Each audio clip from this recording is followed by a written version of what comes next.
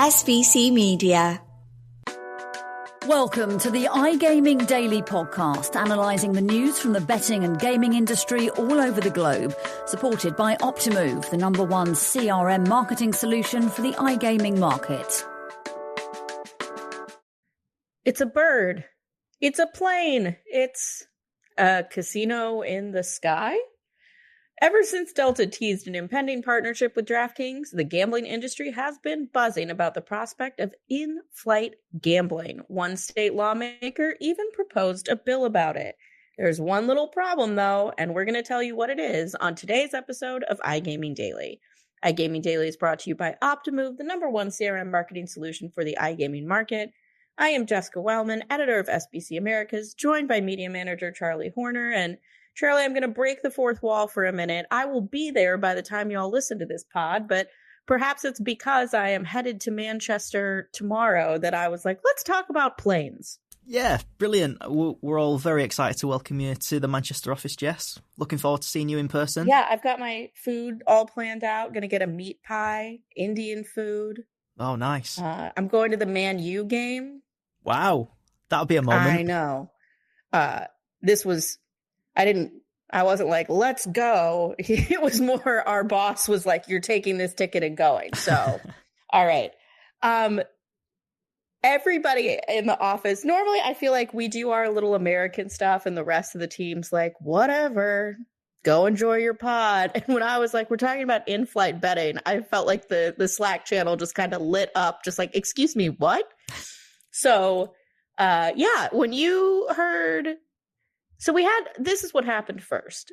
Delta teased a partnership with Draftkings. Did you hear that when that happened, or was this news to you when I sent the bill that came later? No, this was announced during the Consumer Electronics show, wasn't it, in Vegas at the start of the year? Yeah, I saw this news piece come out. Yeah, I don't know what it is, though, to be honest. They teased it. Draftkings was like, we'll talk about it later, to be honest. So, yeah, what did he say? The CEO of Delta said, from fantasy sports to online adventures, gaming has become a regular part of the daily lives of millions of customers, and you shouldn't have to hit pause just because you're in the sky. Except you kind of do. I mean, I'm curious, are there rules in Europe about wagering while on an airplane? I think there'll be rules around it, but it's not something that you would particularly want to do. Just get Paddy Power up or Bet365 up and have a bet whilst you're on the plane. Maybe I'm different to other people, but it's not my idea of making time go by. The only gambling I have seen properly on a flight is Ryanair, who are a low-cost airline in Europe. They have scratch cards that you can buy midway through the flight. Really? Yeah. Huh. It's just a way of just I've heard nothing, but this is the first nice thing I've heard about Ryanair ever. I mean, that sounds kind of fun. You say it's boring. If you told me I could just grind video poker on this flight over to Manchester, I would be like, load up my card. Let's go. Like, this is a great way to pass the time. I mean, to me, I think it would be a cash cow. People trapped with nothing to do. And it's like, well, you could play these slot machines and gamble if you want. Sure sounds like a surefire way to win. Oh, I'm sure if it was allowed, it would be an instant hit. Printing money. Yeah, absolutely. So here's the deal in the United States. There are kind of two different laws that make gambling on planes expressly illegal. One is from 1962 that just said, on domestic airlines, you can't wager, you can't have gambling devices on the plane, which we'll get into why that matters in a second. And then in 1994, there was an additional law passed that was like, and if this is an international flight taking off from the US, you're not allowed to do this either. So yeah, herein lies the problem. As soon as this partnership was announced, people were like, that's illegal. Front Office Sports has some tease that, it's not going to be, it might be like free to play or something where it's not explicitly gambling, but it's still DraftKings related. It could be something like that. I don't know if DFS is a skill game is something. DFS on a plane doesn't really work either. Because, you submit the roster ahead of time. But yeah, so at the national level, this is an issue. And yet we got this Connecticut bill related to this. Have you taken a look at this? I can run it down, or you can.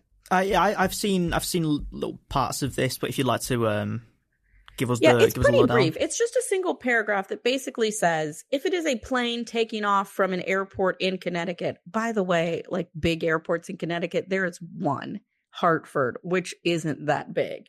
If it's taking off from a commercial or an airline within Connecticut, that it needs to be in compliance with the laws of Connecticut, which are it's Draftkings, Fanatics, and FanDuel are the only three that are allowed in the state. And then 1% of all of the revenue generated betting on these flights would go back to Connecticut to support public education. So at face, what do you think of this bill? Well, I guess if you can, let's just put aside the federal challenges, because that's the whole of the... Yeah, this guy can't undo that. Yeah, so let's assume that the federal issues are bypassed and this is put into law. I guess it's okay, fine, if people want to gamble on planes, let them do so if it's within the confines of the law. The main issues that I would have with it is, one, the first thing that you said, Jess, which is how many flights are actually taken off from and to Connecticut. I can't imagine it's actually going to impact that many players. And B, how do you regulate this? How do you enforce this? Do the geolocation providers have special plane-sized geofences that can just monitor when you're on a flight? Like, how do you know that this one specific flight is, flying over Kansas, but it left Connecticut? I feel like there's a lot of technical things that we just have to work out. Feedback, you have to do it on the screen, but then how do you're gonna KYC everyone as they exactly. The technical piece of this is actually potentially more fascinating than the legal piece of it, where you're right. It's just like how would this even work? I will give the representative behind this bill, Christopher Rosario, a certain amount of credit that this bill kind of got immediately shat on Twitter, and people were like, this is so stupid. I emailed him and we're just like, hey, about the fact that this is federally illegal. And he was just kind of like, listen, I see this Delta Draftkings partnership.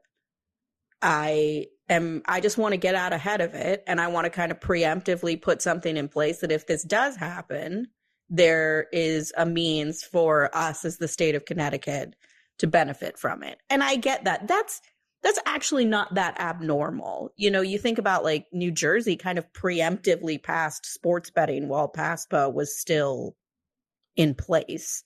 That it's not unprecedented to do something like this. But again, to your point, this one paragraph bill doesn't really explain how we're going to do it, which would be a technical feat, if I do say so myself.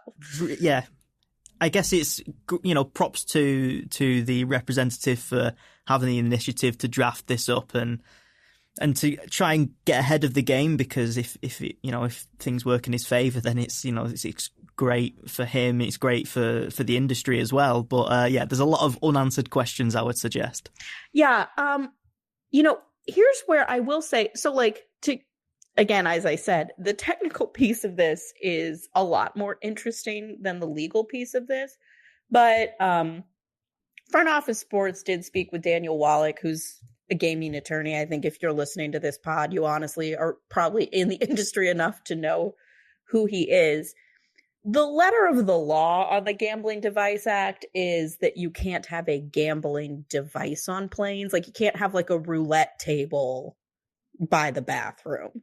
So his point was, you probably can't call a phone a gambling device, or at least there is a legal argument to say, a phone's not a gambling device. That There probably is some sort of legal workaround here to make it work, but he made the same point you did, that like technically I don't know how you do this. Like GeoComply, while a lovely, extremely advanced technological company, I don't think can geolocate you using triangulation in the sky.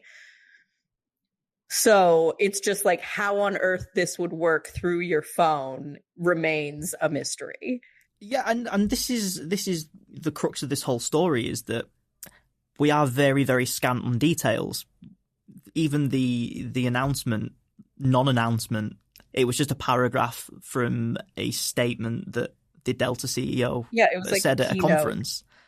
Throwaway line. Yeah, and we've turned this into a big story. It might be that DraftKings and Delta agree on some sort of air miles type deal, where if you gamble on DraftKings at a certain time, then you can top up your Delta loyalty rewards card or something along those lines. It might not be a full you can gamble on a Delta flight deal. Yeah, and we've seen stuff like this, right? We've seen like Marriott and some of the hotel chains partner with sports books to cross over loyalty points and things like that. I'll be honest, I've been a Fanatics loyalist ever since they gave me a free jersey for signing up. But if there's anything I'm extremely loyal to, it is Delta Airlines. So, hey, you might get me, DraftKings, if that's the case.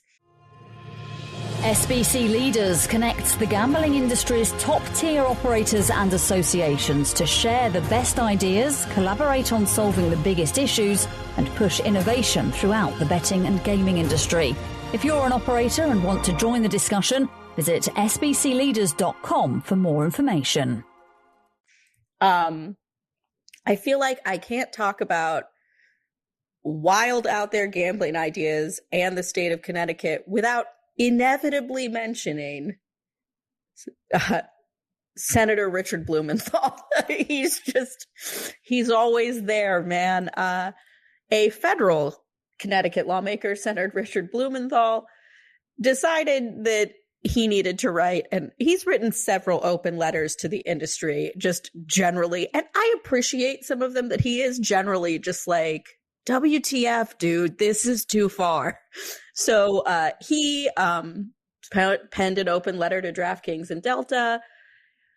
Here's the gist of it. This new partnership advances the proliferation of sports betting, further fueling a crisis of problem gambling. Betting companies have leveraged data collected on consumers to entice them through bonus and promotions to hook them on this addictive product, resulting in a public health crisis that is producing huge costs in addiction, financial ruin, family disruption, and much more. This partnership seems to be aimed at enticing the flying public, many of them possibly problem gamblers or recovering problem gamblers, to engage in a high-risk activity from their seatbacks while in the air and unable to walk away. That last point, fair. You truly have a captive audience when it comes to gambling on planes. The rest of it, I just read it and like, oh yeah, I forgot that you put that whole Safe Bet Act out there that wants to essentially implode the sports betting industry from within. Yeah, I mean, look, Richard Blumenthal is got a lot of perseverance writing all of these open letters. I know it's not him, but I just envision him over a typewriter every day, just like, who am I going to yell at today? Yeah, no, you're absolutely right. But look, this is a sort of greatest hits bingo line, I guess. Just, people are addicted, a public health crisis, family disruption, financial ruin. We've come to expect reactions like this when these kind of partnerships and marketing deals are being put together. But we'll remain to see where the Safe Bet Act goes in the future. We'll see. Yeah, I like this idea that there are so many problem gamblers that we can't do this. Like 2 to 3% of the population appear to have a gambling disorder. I mean, that's a high estimate given some of the other ones. Like, by comparison, it's roughly the same amount of people who are allergic to peanuts, and we still hand those out to everybody on an airplane. I guarantee you there are more alcoholics on airplanes, and they're not going to stop serving alcohol on them either. So it's just a bit of a straw man kind of argument to suggest this. So yeah, we'll see. I'll be honest. I highly doubt this bill goes anywhere. Connecticut has a lot of things on its plate. I think kind of the last note of this is just with Trump returning to office, 2 weeks in a row I'm doing this. I can't believe it. I actually think the president has a small impact on this issue. God, I can't believe this is happening. Jess, you spent about 9 months telling everyone on the team every time, and now I'm like, actually, guys, Trump will have no difference. The election doesn't matter. It'll have no impact on gambling whatsoever. But this one's not like crypto where he's talked about it. This one is more, the Biden administration was notoriously extremely hard on the aviation industry. By just like high level, Trump is a more pro-business president, pro-commerce than Biden is, less regulations, et cetera, that some of this, a teeny tiny piece of it might be an anticipation that there would be like less pushback from the federal government to push the boundaries on this a little bit. Teeny tiny. I don't think this is going to turn into casinos and sports betting on planes, but I've been wrong before. All right. You went to ICE. I'm sure you have lots of content out of it. What were highlights from ICE and things people should check out? Yeah, I mean, ICE was a great show, very productive. Great to see a lot of people that we work with in person. I would highly recommend our listeners to go and check out a brand new podcast series in association with our IGP. It's called Dear CEO, and IGP CEO. Hosted by yours truly. Yep. Yeah. Sign me up right now. So IGP CEO Jovana Popovic-Chinaki will be answering all of your questions related to the iGaming industry. If you're an operator and you have some questions that you would like an experienced industry expert to answer, feel free to get in touch and you can have your questions answered in a future episode. But we have an introduction episode and episode 1 out now. So I would highly recommend you check that out. So how do they get in touch? We can throw the email in the podcast description, or if there's a better way. Yeah, we'll put an email address in the podcast description. Okay. Yeah. Fantastic. SBC Americas, you missed a humdinger of a hearing this week, Charlie. Oh, no, 3.5 hours, I think. It was a 6-hour hearing total. The Maryland iGaming bill was the last of the bills to be heard. At least 3 hours of testimony that we have the write-up of on SBC Americas. The Senate did not like online casino last year. Sure doesn't seem like they like it this year. My internal sources tell me this bill is going nowhere on the Senate side. Maybe on the House it will. Lots of other hearings. New Hampshire, raising the gaming limit age from 18 to 21 has failed. The New Hampshire online casino bill would be 18 plus. I could go on and on. The spreadsheet and the bill tracker that we have going is intense. So keep checking out SBC Americas every day, because I don't think a day has gone by so far this year where we haven't written up some sort of piece of legislation that you can check out.